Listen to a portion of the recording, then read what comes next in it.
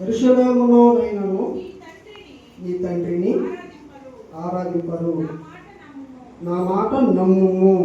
ఏమని చెప్పాడండి అక్కడ? ఏమని చెప్పాడు?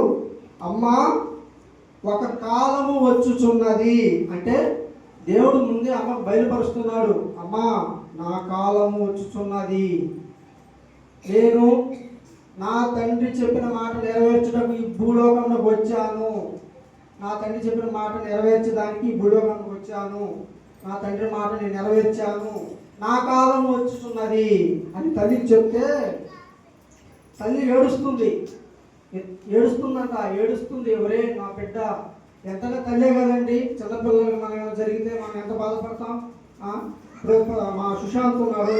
మా సుశాంత్ ఈ మధ్యంతా ఒళ్ళంతా గోళ్ళు వేసి అసలు నాకైతే కండతడి అట్టుండేది. చిన్న బిడ్డలు కదా, తండ్రిని కదా. అలాగే కొడుకు శిలువలో రక్తం చిందిస్తూ ఉన్నాడు. చిందిస్తున్నప్పుడు కండతడికి ఎలా ఉంటుంది? బాధ, వేదన. అసలు అప్పుడు ఆ సమయంలో కూడా ఆయన, నువ్వు ఎందుకు ఏడుస్తున్నావు? ఇదిగో నా తర్వాత నేను నీకు యోహాన్ని అప్పగిస్తున్నాను అని తల్లికి ధైర్యం చెప్తూ ఉన్నాడు యేసు ప్రభు. అయితే అట్లాగే కాకుండా మీకు చిన్న ఉదాహరణ చెప్పి ఈ సమయాన్ని నేను ముగించేసుకుంటాను. పరిశుద్ధాత్మ దేవుడు మనకు బాధ్యత అనేది తల్లిదండ్రుల పట్ల అప్పగించాడు. ఆ తల్లిదండ్రుల బాధ్యత అనేది ఎలా ఉంటుందంటే లోకపర్యాంతంగా ఉండకూడదు. మన తల్లిదండ్రుల్ని ప్రేమించే విధంగా మంచిగా ఉండాలి. ఇంకొక ఉదాహరణ ఏంది? తల్లిదండ్రుల మీద బాధ్యత మనకు ఎలా ఉండాలో తెలుసా?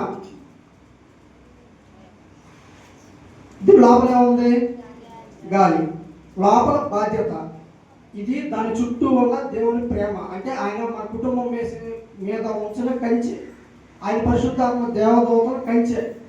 లోకపరమైన మాటలు, అమ్మ మీ అమ్మట్లాడిరా, మీ అమ్మ మీ నాయన చెప్పు, మీ అమ్మ తనమని చెప్పరా అని చెప్పి అన్నప్పుడు, లేదా మీ నాయన ఇట్లాంటి అన్నప్పుడే అటు ఇది ఉన్నప్పుడు అటు మనం అనుకుంటా వెళ్ళి తల్లిదండ్రులు ఎట్ట లోక పాటలు మనం విని, ఇప్పుడు మన పిల్లడు ఏమైనా తప్పు చేశాడు అనుకోండి, తల్లి ఏమైనా అడిగినా, లేదా తల్లి తప్పు చేస్తే పిల్లడు ఏమైనా అడిగినా పక్కన మాట మనం వినేసినప్పుడు మన బాధ్యత ఎలా పోతుంది?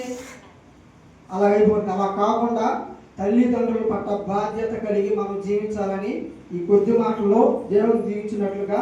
ఇంకొక చిన్న విషయం, బాధ్యత అంటే ఇంకొక అవి ఎలా ఉండాలంటే, ఇప్పుడు మా తండ్రి గారు ఉన్నారు, ఎక్కడ చర్చిలో వంటలు చేస్తున్నా, ఎక్కడ వంటలు జరిగినా ఆయనకంటూ దేవుడు మంచి కృపని వంట చేసేదానికి ఆయనకి మంచి బాధ్యతని ఇచ్చాడు. అంతేకాకుండా మన పెద్ద పాస్టర్ సంఘాన్ని ఎలాగ నడిపించాలి, సంఘము ఎంత సంతోషంగా ఉండాలి, ఎవరికి ఏమి జరగకుండా ఆయన ప్రార్థన చేయడంలో దేవుడు ఆయనకి ఇచ్చింది ఒక బాధ్యత.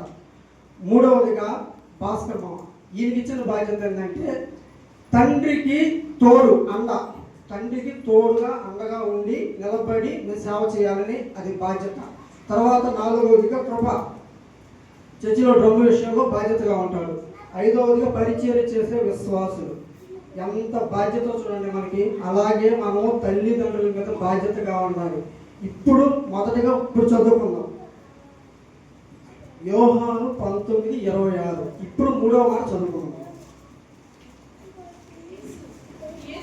యేసు తన తల్లియు తాను ప్రేమించిన శిష్యుడును అనగా యోహానును దగ్గర నిలుచుండట చూసి, అమ్మా ఇదిగో నీ కుమారుడని తన తల్లితో చెప్పెను. హల్లెలూయా.